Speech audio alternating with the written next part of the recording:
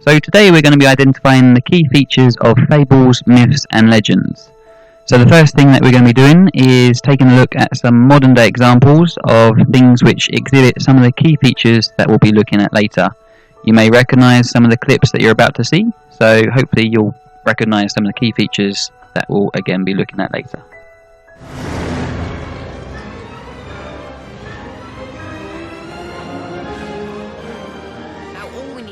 Catch up with the train. We can't be far behind. Do you hear that? We must be getting close. Hold on.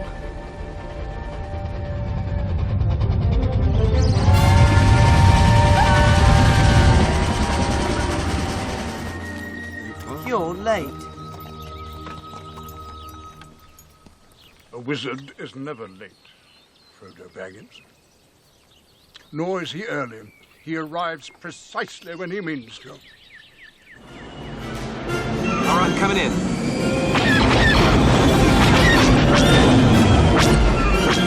Bobby, you still with me?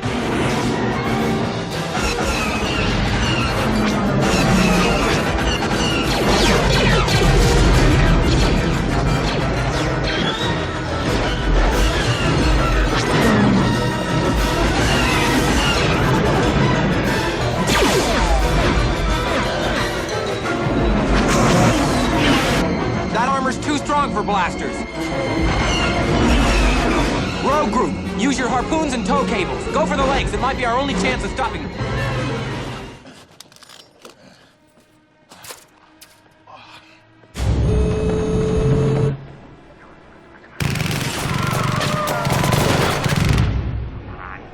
Come on, I want you to do it. Come on.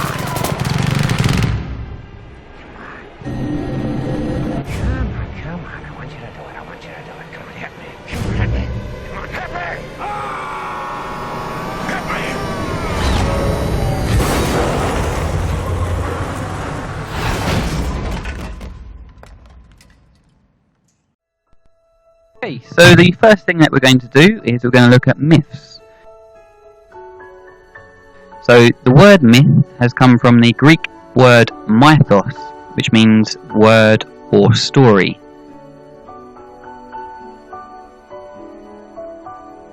Myths will adapt and change according to the social time and context, and also the teller.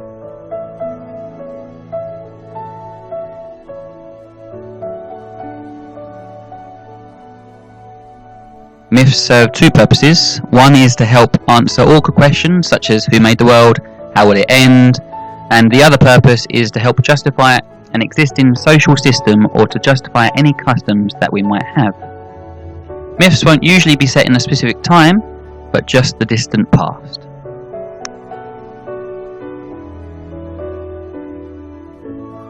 Let's have a look at some of the recurrent themes that you'll find within myths. The first one is the creation of the world. The second, you might find that there is a destruction of the world in catastrophe, so there might have been a massive flood. The creator, the creation of the world by a defined being.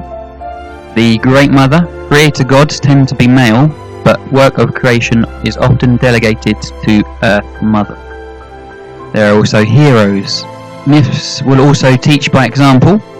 Greek heroes are often half human, half divine, and offer a model for how humans should behave.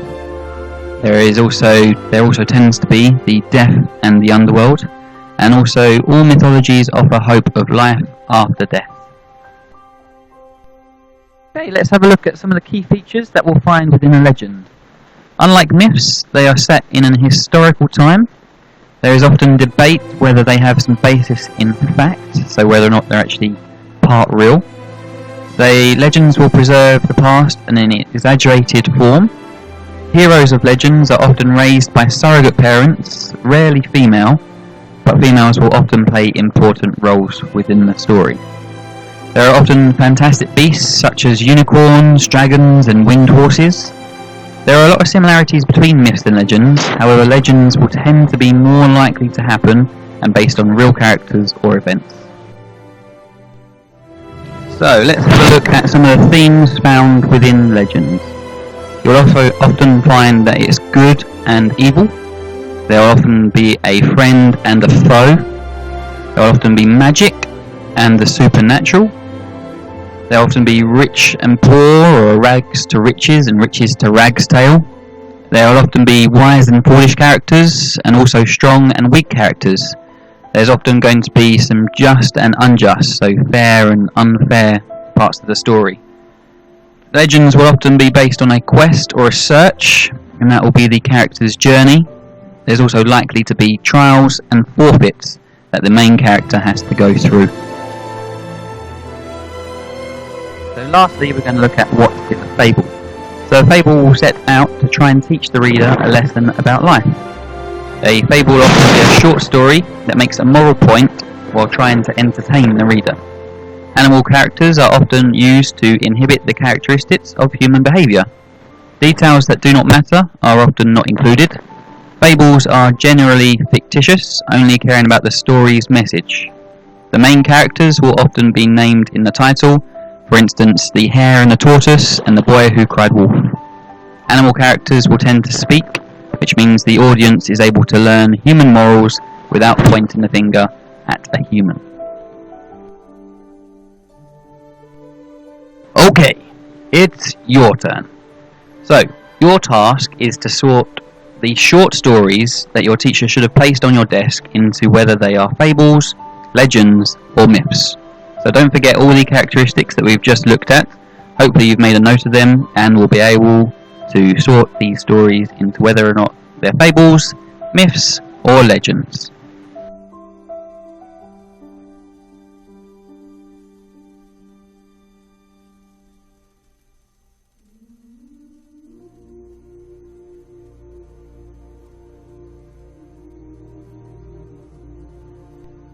Okay, so today we're going to be looking at telling fairy tales from a different perspective.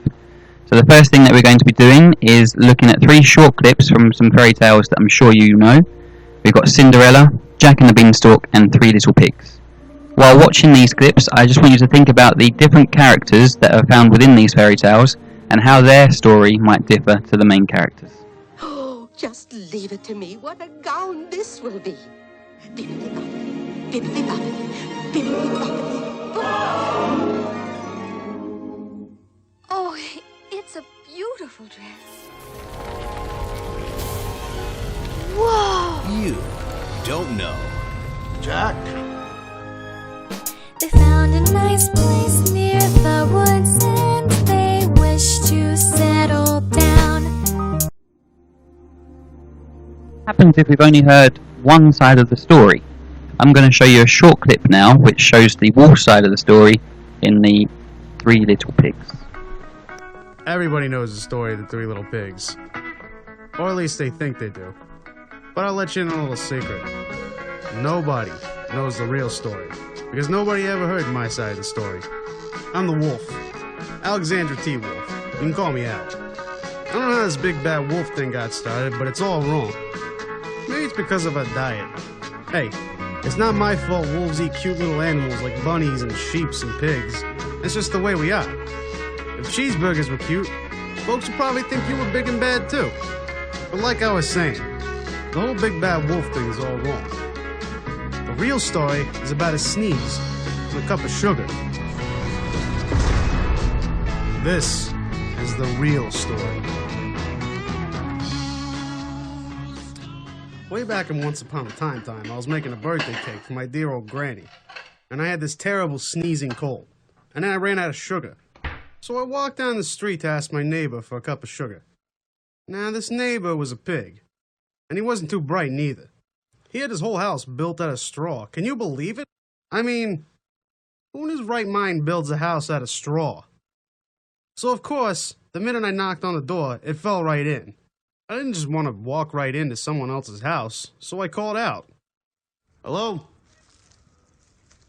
Little pig?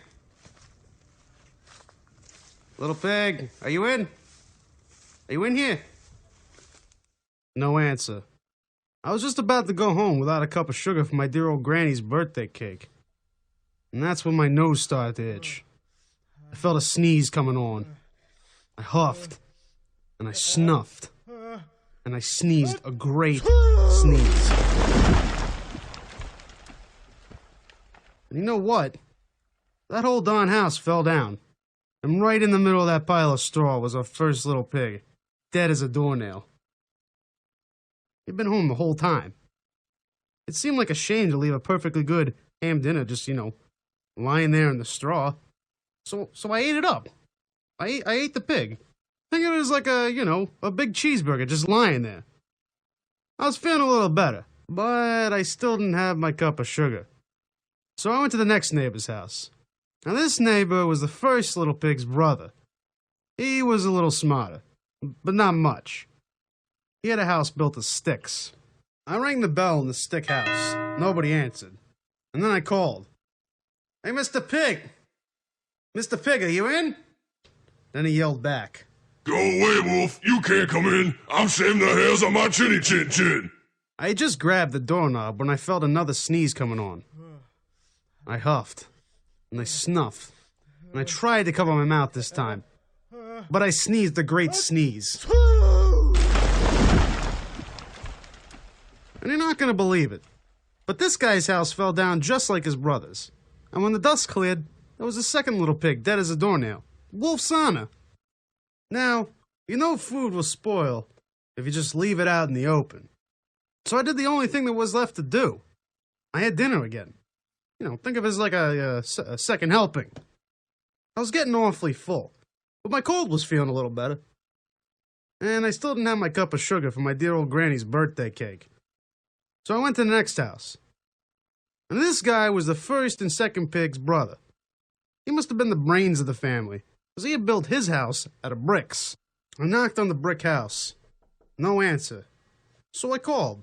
"Mr. Pig! Hey, Mr. Pig, you in?" Do you know what that rude little porker said to me? "Get out of here, Wolf. Don't bother me again." Talk about impolite.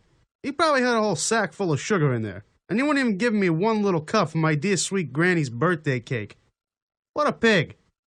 I was just about to go home, and maybe make a nice birthday card instead of a cake, when I felt my cold coming on. I huffed, and I snuffed, and I sneezed once again. And then the third little pig yelled, "And your old granny can sit on a pin." Now I'm usually a pretty calm fella. When somebody talks about my granny like that, I go a little crazy.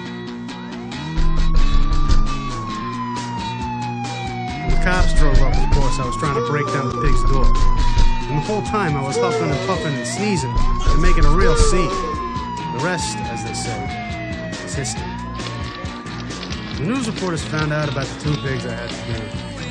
They figured a sick guy going to borrow a cup of sugar didn't sound very exciting. So they jazzed the story up with all that huff and puff and blow your house down. And they made me the big bad wolf. That's it. That's the real story. I was framed. But, maybe you could, loan me a cup of sugar.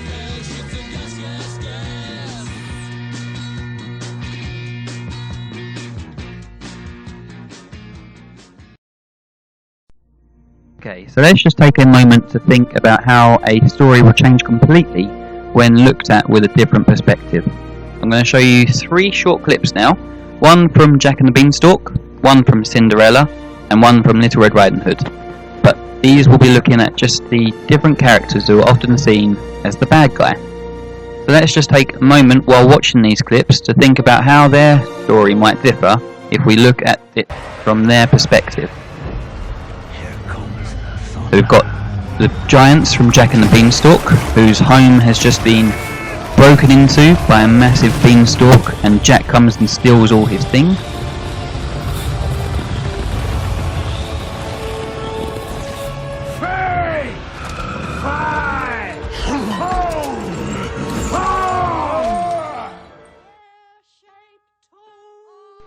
Cinderella's stepsisters, who can't sing. They may have an evil stepmother who just forces them to do everything.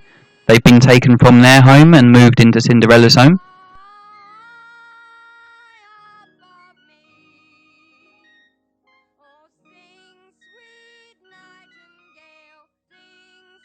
This is Big Bad Grey Wolf. He saw Little Red Riding Hood alone. And also we've got the wolf in Little Red Riding Hood. Maybe he's just alone and wants to have a friend. Red Riding Hood. Why are you alone in the forest? Where are you going? The Big Bad Grey Wolf asked. Oh, I'm going to see my grandmother. I'm bringing her some cakes and cookies. She's very sick and she's waiting for me. Your next task is to use questions to get a character's feelings on their side of the story. So you're going to use the 3 examples, what we've just looked at. So Cinderella and the stepsisters, the wolf in Little Red Riding Hood, and also the giant in Jack and the Beanstalk. And I want you to think of some questions to ask the characters to get their side of the story. Remember, use open questions to get a better understanding of how the character feels. So don't just ask, were you annoyed when Jack came up the beanstalk? As that's just going to be a yes, and you won't actually get to understand why he's annoyed and why he didn't want Jack to actually be there. So today we're going to be looking at story mapping. So the whole point of story mapping is that you're able to just take a look at the story map and see the key features of the story. So if someone asked you, for instance, to tell them the story of the 3 little pigs from the wolf's perspective, you'd be able to take a look at the story map and be able to see the key features so you can give them a quick rundown of exactly what happened in the story. So the example that I'm going to be showing you is from the wolf's perspective of the 3 little pigs, which we looked at the other day. And you'll again see me noting down the key features of the story in just picture format, so I can then tell the story again to someone if asked. Okay, so you can see that we start the story with the wolf and his cup of sugar, and he's also sneezing because don't forget he's got his cold, and it's set once upon a time. Okay, then we go on to step 2, and we have the first of the pig's house, which is made of straw. And we'll just draw this. Excuse my drawings, they are not the greatest. Okay, so that's made of straw. And then we go on to stage 3. And just draw the wolf again. And again, he sneezes, because don't forget he's got his cold. And the house, which is made of straw, blows over. And then what's left? Got him a tree. And then there's the pig, which is dead. So don't forget, he ate the pig, because they don't want that to go to waste. We then go on to the next stage, and we've got the second pig, whose house is made of sticks even. Okay, and we go on to the next part, and again we have the wolf, who is going to sneeze. A chew, and again this pig's house blows over because it's made of sticks. And there's our little piggy, who is again unfortunately dead, and that pig gets eaten as well because he does not like food going to waste, is our wolf. And then we come to the last house, which is the house made of bricks. So this pig is the clever one. We'll have a little chimney, so hopefully your drawings are better than mine, as you should have a little bit more time. There's our house made of bricks, and again our wolf with his little cold, he sneezes at the house made of bricks, but that house stands firm. And then if you remember the story, the police came as the wolf was sneezing and arrested him, and here is our wolf, unhappy as he is in jail. There's our prison bars. Okay, so we're going to take a look at the full story now. So as you can see, if you're looking at this story map, you'll be easily able to tell exactly what's happened in the story and then tell that to someone else, whoever asks. So you'll just be following the pictures to be able to tell your story.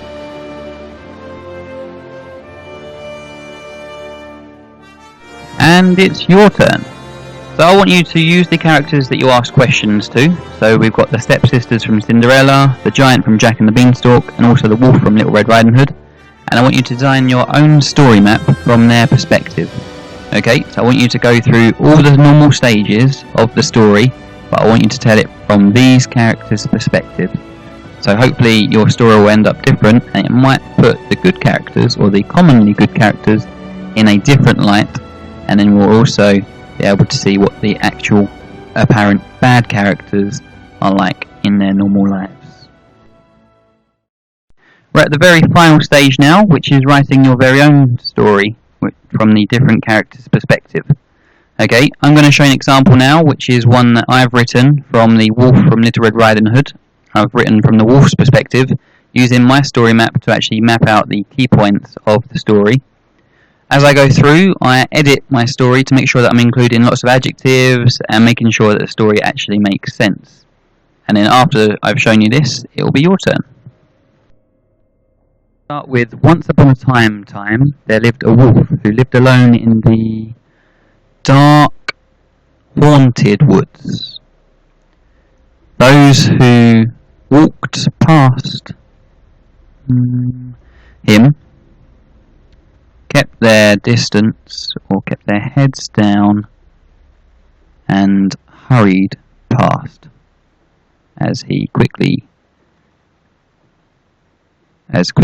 as they could.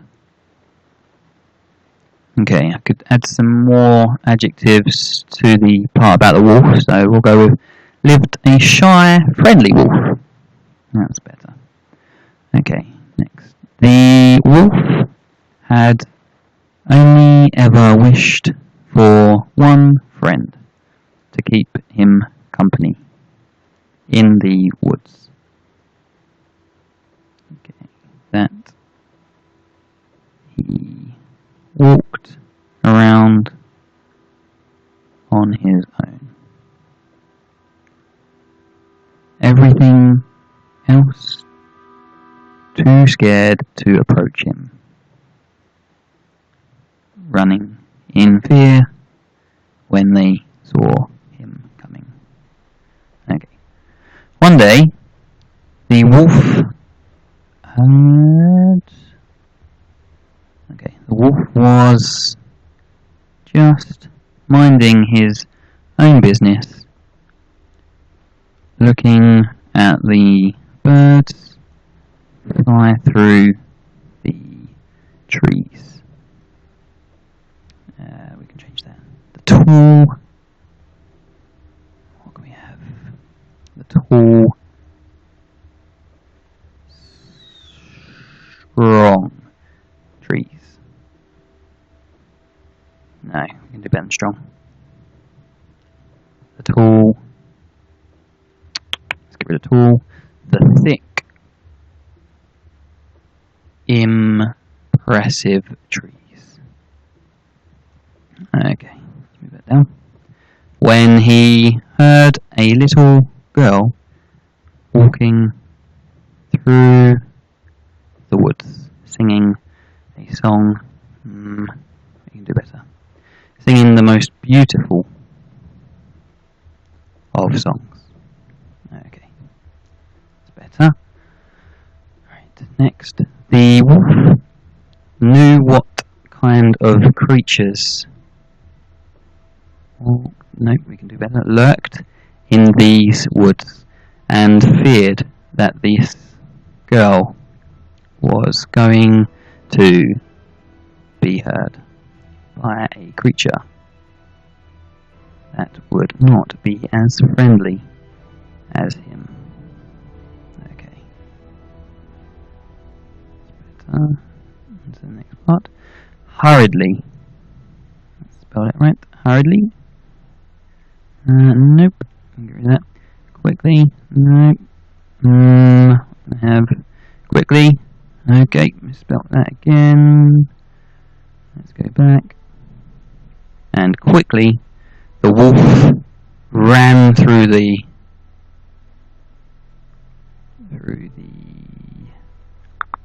dark green bushes and thick tree trunks to find the source of the song.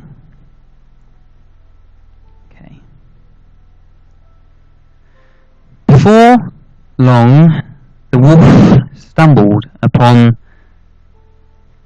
a young girl dressed in a red cloak and carrying a basket of what smelled like freshly baked bread.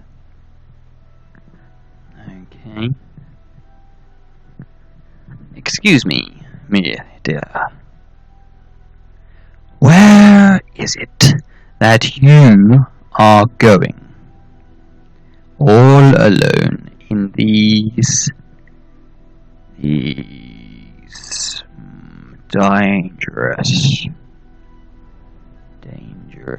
woods? The wolf asked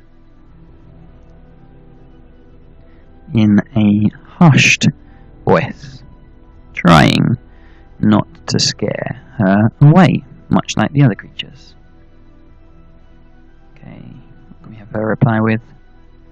I am off to see my grandmother, who has fallen ill. Mr. Wolf,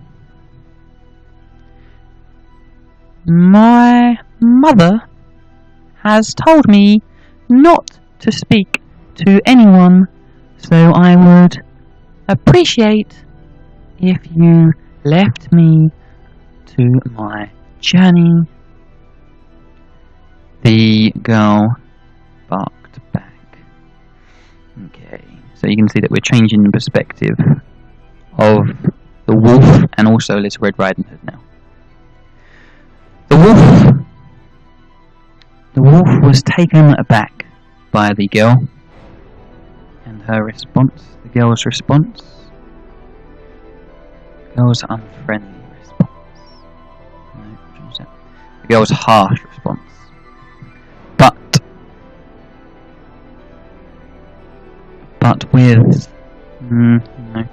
But since he was all alone and in desperate need of a friend, he thought he would try and what can he do? Try and befriend the girl. But how? He thought to himself, okay, where does your grandmother live, little girl? The wolf asked, thinking to himself that he could help save the girl, or save the grandmother. And what could happen then? He could help save the grandmother and then show the world that he is in fact not, let's change that, in fact not the bad guy that everyone believes. Okay. Believes him to be. Okay. She lives at the end of the... She lives at the end of this path, at the very edge of the forest. Okay. The girl spoke as she continued to walk on from the wolf, not giving him a second glance as she carried on through the woods. Okay, so again we're making sure Little Red Riding Hood gets a different look through this story. We'll have the wolf was once again on his own. Even those who he managed to actually speak to were seemingly too rude to actually stay with him. Okay. Not to be discouraged, the wolf thought of a plan. He would hurry on down to the grandmother's house and take care of her until the girl in the red cloak got to her. Surely then he would be able to make some friends. Surely then he will no longer be alone. So off he went, taking the shortest path he knew to the edge of the forest. To the place he hoped. To the place he hoped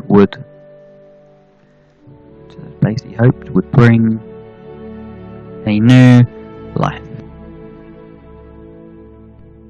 Your turn. I want you to use your story maps to write your very own tale told from a different perspective. Remember to use a thesaurus to help you come up with brilliant adjectives to add a further description to your tale setting and add further depth to your characters. Also, don't forget the questions that you prepared to ask the characters to help you understand their actions, feelings, and motives. Congratulations! You have written your very own fairy tale from a different perspective. Share it with the rest of your class and see how they have created their own story from their interpretation of the character who is often referred to as the bad guy.